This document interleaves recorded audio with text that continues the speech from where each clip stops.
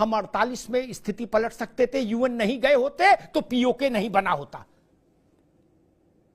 सत्यवाद साहब गलत बोलो तुरंत सिर हिला दीजिएगा कि बात गलत है। अगर पंडित जी यूएन नहीं गए होते तो पीओके नाम की चिड़िया पैदा ही नहीं होती। काहे को ये गैंग्रीन हमने अपने पांव में खुद पाला। शास्त्री जी ने पता नहीं किस दबाव में, उनके साथ क्या हुआ। मैं उनकी महानता को प्रणाम करते हुए कहूंगा कि अगर ताशकंद में समझौता नहीं हुआ होता तो भारत की तस्वीर दूसरी होती। तीसरे युद्ध में आ जाइए, श्रीमती इंदिरा गांधी और जुल्फिकार अली भुट्टो अगर शिमला के राजभवन में बैठकर श्रीमती इंदिरा जी भारत के जीते हुए शक्ति, सामर्थ्य और वैभव को पाकिस्तान को निछावर नहीं कर देती तो भी स्थिति दूसरी होती।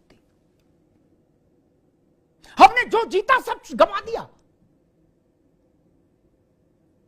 सचदेवा साहब सोचिए, 93,000 सैनिक हमारे पास थे। हम जो चाहते वो लिखवा लेते, पाकिस्तान से जो चाहते वो लिखवा लेते। अयूब ने अपनी किताब में एक जगह लिखा है, सहाय साहब, कि हमको अंदाज नहीं था भारत इतनी मूर्खता करेगा शिमला समझौता के लिए। क्या बोले, हम तो डर रहे थे कि हमारी स्थिति इतनी खराब है, पता नहीं भारत क्या शर्त रख दे। भारत ये शर्त भी रख देता तो पाकिस्तान मानता कि आप बाकी काम आप अपना करते रहना, लेकिन आपका सैन्य कार्यक्रम हमारी देखरेख में रहेगा जीवन भर। तो भी उसको जान बचानी थी तो मानता। आज के भारत में सबसे बड़ा परिवर्तन यही आया सचदेवा साहब मेरी नजर में, डॉक्टर साहब, हम मेज पर हार नहीं सकते। अव्वल तो मेज पर आएंगे, और अगर आएंगे भी तो आपकी तरफ से खींच लाएंगे, इधर से कुछ नहीं जाने देंगे ना।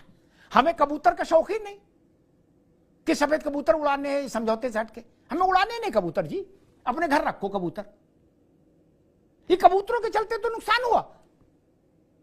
भारत का जितना नुकसान हुआ वो सफेद कबूतरों ने किया।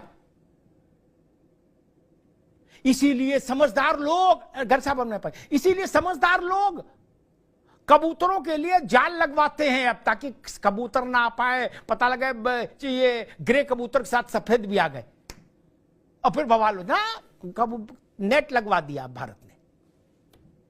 ये बड़ा परिवर्तन है। वरना दुनिया के बड़े देश जानते थे भारत पाकिस्तान लड़ गए, बोले भारत के भी कान मेट देंगे, पाकिस्तान को डपट देंगे, बुला के दोनों को बच्चों को समझा देंगे। और एक आखिरी बात कहता हूं, और ये चूंकि मैं कवर कर रहा था एक पत्रकार के नाते कारगिल को, तो सक्रियता से कवर कर रहा था।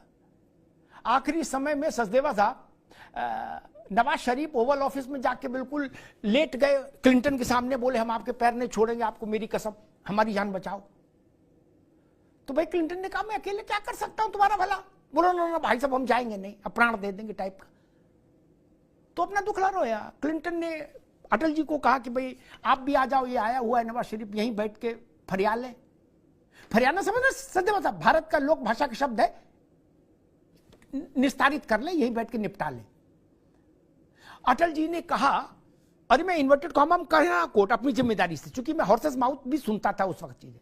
अटल जी ने कहा क्लिंटन से कि जब तक युद्ध की स्थिति है भारत का प्रधानमंत्री दिल्ली छोड़कर किसी देश की राजधानी नहीं जाएगा।